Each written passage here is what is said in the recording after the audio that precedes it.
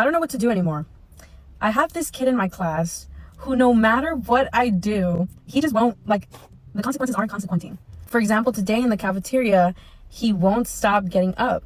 So he keeps getting up, he keeps talking, yelling from across the cafeteria. So I tell him, blank, go stand up against the wall. Because I already took, like, recess off. So I can't take recess off. So I tell him to stand against the wall. I turn around and I redirect some other students that were doing something. This kid starts doing squats, wall squats. This teacher is not alone. It is incredibly difficult for a single person to be responsible for the care and education of an entire classroom of students. But at the same time, there is a responsibility to do the best we can as adults who work with children to ensure that they're being seen, heard, and understood, or at least given the benefit of the doubt. This way, we can see children as more than their behaviors and begin to ask the important questions that can lead to some positive changes. For instance, in this situation, when a child seemingly doesn't care about consequences, especially the typically punitive kind, where they're denied access to recess or given detentions, punished with isolation, or making them stand against the wall like this child was, it's usually not because they're defiant in a malicious way, but likely because their inner world isn't being understood or supported. There's a gap in knowledge. If you approach the situation with a more empathetic mindset, you can address the behavior from a more productive angle, which improves the odds for everyone involved. The traditional discipline model relies on the assumption that kids want to avoid punishment.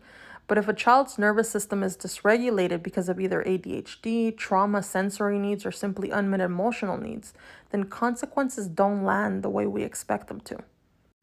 And oftentimes, they feel more like rejection or shame to the child, reinforcing their sense that they don't belong or aren't good. Instead, we can take a different approach. We can try to give them more responsibility, give them a sense of agency, and a little bit of more connection.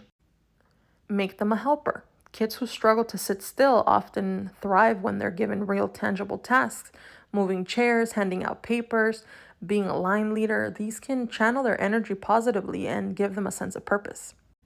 Connect before correcting. Instead of immediately disciplining, build rapport. Ask what's up. Get curious about their world. The connection builds trust, and kids are more likely to listen to someone they feel safe with. Reframe behavior as communication. Instead of seeing the behavior as disobedience, ask, what is this child trying to express? What do they need met right now? Is it attention, movement, control, comfort? Predictable structure with flexibility. Kids with ADHD or trauma histories often crave structure but struggle with rigidity.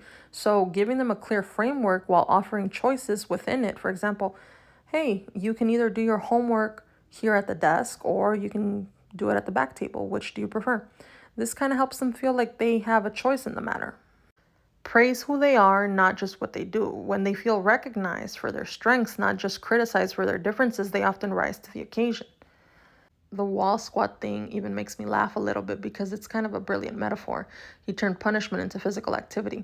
That's exactly the kind of resourceful energy that could be redirected towards leadership, creativity, or sports. A lot of these kids are really smart, sensitive, and full of potential. They just need a container that understands them. I think a lot of our hearts are in the right place, and if you choose to work with children like this, or if you have children in your life, even in a side capacity, you'd probably change a lot of lives and plant a lot of seeds of substance and support that would bring a lot of positive influence to these children's lives. We will not be perfect, but I think mindfulness when interacting with these children would bring forth tons of positive change for the future generation. Anyway, that's all for today. Like and follow for more.